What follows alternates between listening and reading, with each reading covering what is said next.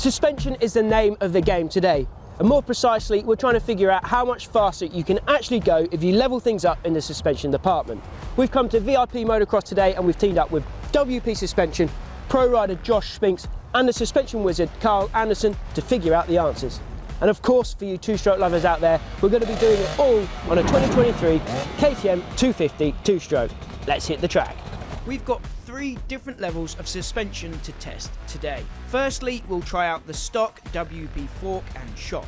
We'll then switch that out for what we are calling the Stage 1 upgrades, which is the WP XACT Pro 6500 cartridge kit up front and the WP bladder kit at the rear. After that, we'll move on to try out the top of the line Pro component products from WP for Stage 2. We'll put the XACT Pro 7548 fork in the front and the XACT Pro 8950 shock in the rear. And it is worth noting that these products aren't just for Husky, KTM or Gas bikes. They can be fitted to a variety of Japanese machines as well, but I'll give you more info on that as we go on. I think it's about time that we unleash Josh and let him rip.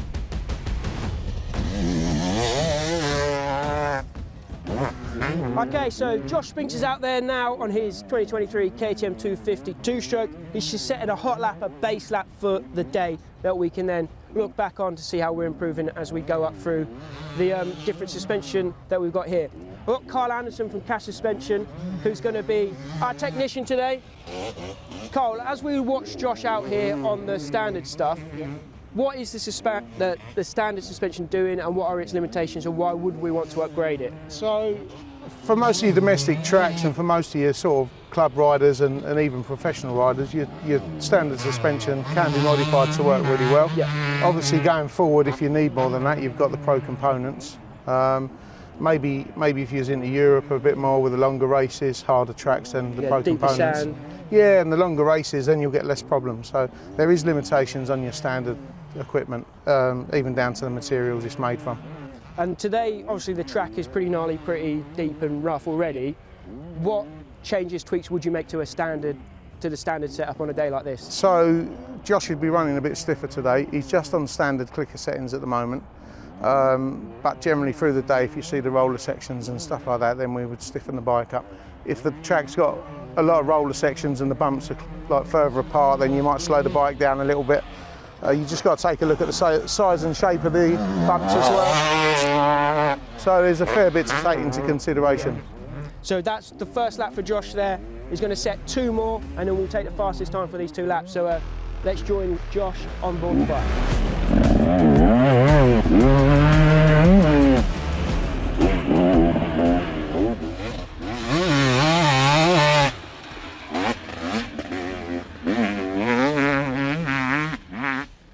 So if you're a regular viewer of the channel, you might remember that we did a similar video to this at the WP Suspension Tryout Day last year. We did that with our regular test rider Sean, and we were so impressed and surprised by the results that we wanted to come back and set up a similar experiment here today with a slightly more focused approach. So obviously we've got a pro rider involved this time, and he's riding his own bike, unlike Sean in our previous test.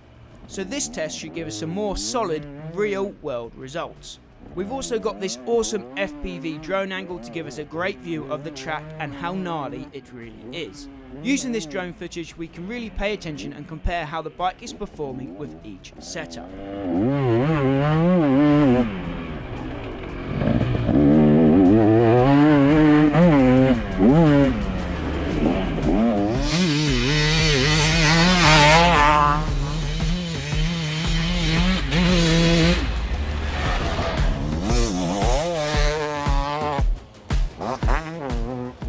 So that's the third and final hot lap for Josh. I've got the times here. Let's go back into the pits, catch up with Josh. He'll give us a little review of the stock stuff and then we'll get out on Stage 1 upgrade. So let's go back. Right, so here we are with Josh. You've just done your hot lap on the stock stuff here.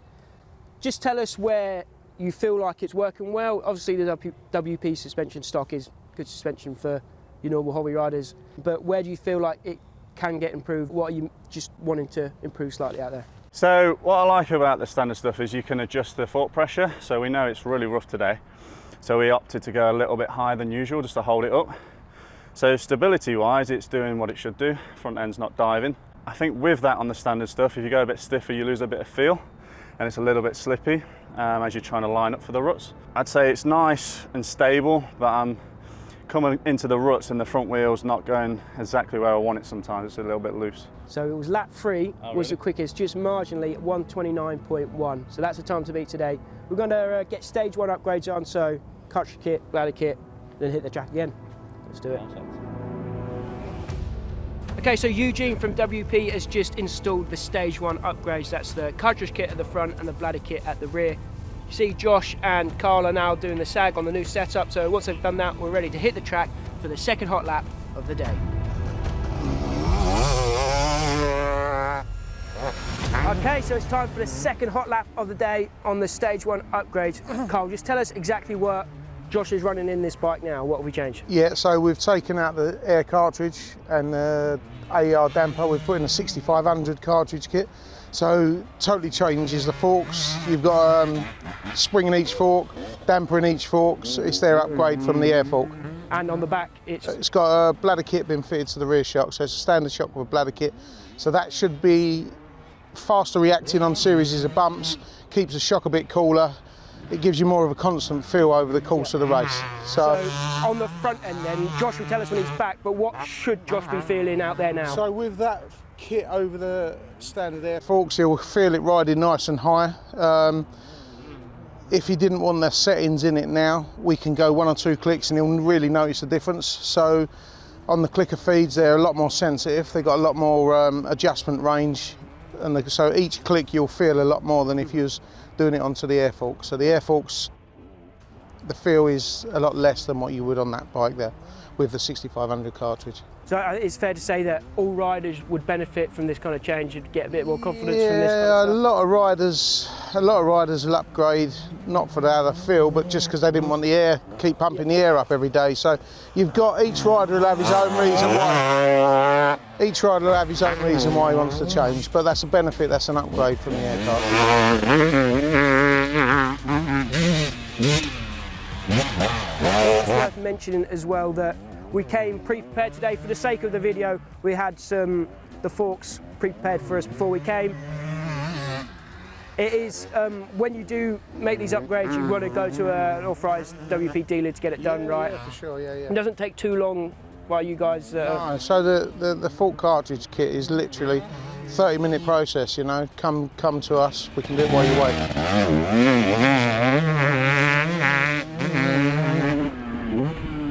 So as Josh lays down the hammer again for his next hot lap on the stage 1 upgrades, what do you guys think? Is he looking better on the bike already? Let me know in the comments down below. So it is worth noting that the cartridge kit and the bladder kit are available for KTM, Husqvarna and Gas machines, but not for Honda or Kawasaki bikes.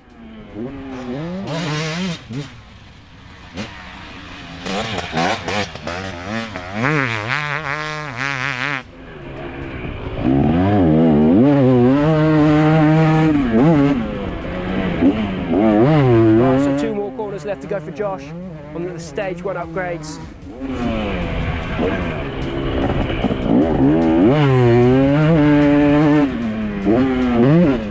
Across the line, so I'm going to keep the results a secret until we've got Josh back in the paddock. So let's go meet him.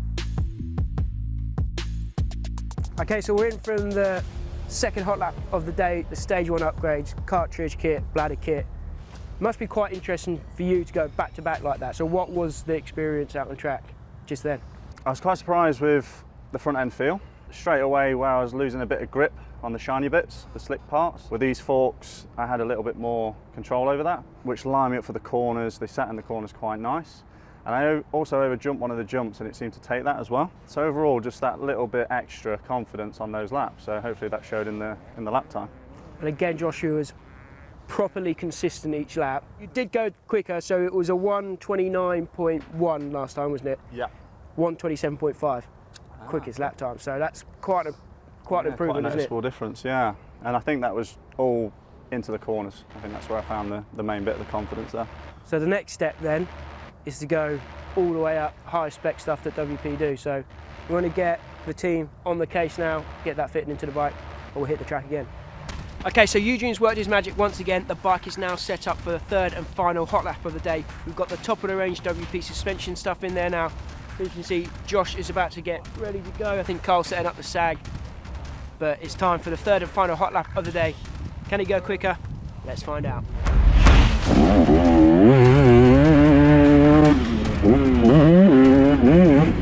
Josh is on his third and final hot lap of the day. I'm back here with Carl Anderson from XACT Suspension. Carl, just tell us what we've got in the bike now. What are we running suspension-wise? So now you've got the full fork and shock, cone valve, forks, Super Trax rear shock. And what should Josh be filling out there? What is the benefits of this type of line stuff? So with that stuff, with Josh on it now, it's a lot firmer than both sets that we've been running. So for this track today, what Josh is on with the slightly whoop section and that, he'll be able to hit that a lot harder. That setting, what Josh is on now, wouldn't necessarily suit everybody, but it can be adjusted for all levels. Yeah. So this stuff can be adjusted a lot more compared to the stock stuff. 100%, yeah. The sensitivity on the clickers is better. You've got a wider range, so even though you've got that setting there for Josh, you know, you could get on that, soften it up because the range is there and still use it. Failing that, WP dealer, he can put the settings in that will suit you. So every level of rider can use that. And this stuff, again, you want to be coming to a dealer like yourself to get it fitted. How long is that process this time with this? That wouldn't be a while you wait, probably 4 hours to redo a set of that. But we've got all the parts in stock generally to modify. There's a lot more moving parts in there that will need changing to get that for all levels of rider. But it offers greater bottoming control, greater adjustability. Greater bottoming control, greater adjustability. So yeah, all level of riders can have it. So this is it. It's the final hot lap of the day for Josh. The track is slightly rougher now than it was at the start, but not much. And once again, we've got this mega FPV footage from our drone guy, Dan Farron. Can you guys notice any change in performance of the bike or Josh with these Stage 2 upgrades? Like I said before, let me know what you think in the comments down below. These Stage 2 upgrades, so that's the XACT Pro 7548 fork and the XACT Pro 8950 shock, are available for Honda and Kawasaki, as well as KTM, Gas, and Husqvarna.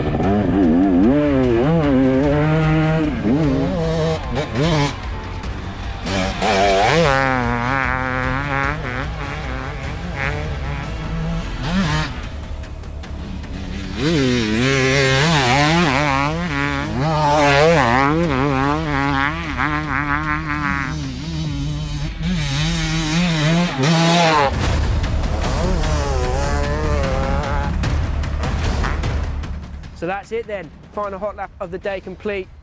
Let's meet Josh back in the pits. We'll have a sit down, talk about this stuff, and then I'll reveal the lap time. I think he'll be very interested to know.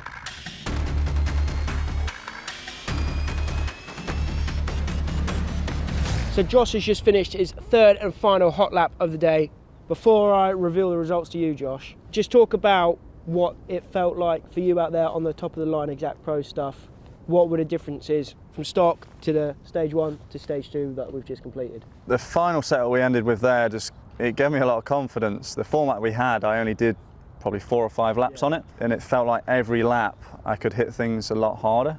I could pile into the bumps a lot harder. I could flatland some of the jumps without any issues. So it's the sort of setup that gives you confidence to push a little bit harder, and I feel with more time I could go even faster. One of the things that Carl was talking about that's great about this higher end stuff is the level of adjustability that is afforded to you when you go up to that spec. Do you think you could fine tune that even more to suit your style and to suit the different tracks that you're riding? Sometimes just a few clickers here and there you can find, I mean I don't know the time, but I think you could find another second, maybe 2, just from dialing it in just that little bit extra. Like I say, when you've got the adjustability, you've got the option to try different things, and I think there's a lot more to find as well with time. And with this kind of suspension, obviously it's high level stuff, so people might think it's only for higher level riders, but do you think everyone would get a benefit from this stuff? If you've got less experience, you're most likely to make more mistakes and maybe misjudge jumps and maybe get offline. And what I felt was when I did purposely jump far and miss the landing, it took it in its stride. So I can see for someone that's actually a lower level, it would keep them out of trouble and really help with their confidence and progression as well. What did you feel like was the biggest change, the biggest jump? The lap times will speak for themselves, but what did you feel? I think as soon as we put the spring into the front with the conversion, I noticeably felt a lot more confidence through the turns, and there's a lot of time to be made through the turns. So the initial change with the spring conversion in the front end gave me a lot more confidence. To me, it felt like an even progression. It was like the second setup we had did everything the first one did, but there was some extra things that were even better. And then the final product was like, just stepped everything up that extra level as well. So I don't know the time for the last one yet, but I'd say it's a fairly even progression. We want to say as well that lap times are important, but it's also about getting that comfort, getting that knowing what your bike's going to do. That's a big part of setting your suspension up, right? Yeah, it is. Yeah, for me, suspension's a balance. It's the front and the back working together. The last setup that we had there, the all singing and dancing, you know, full front and back end was working together nicely, and it never unsettled.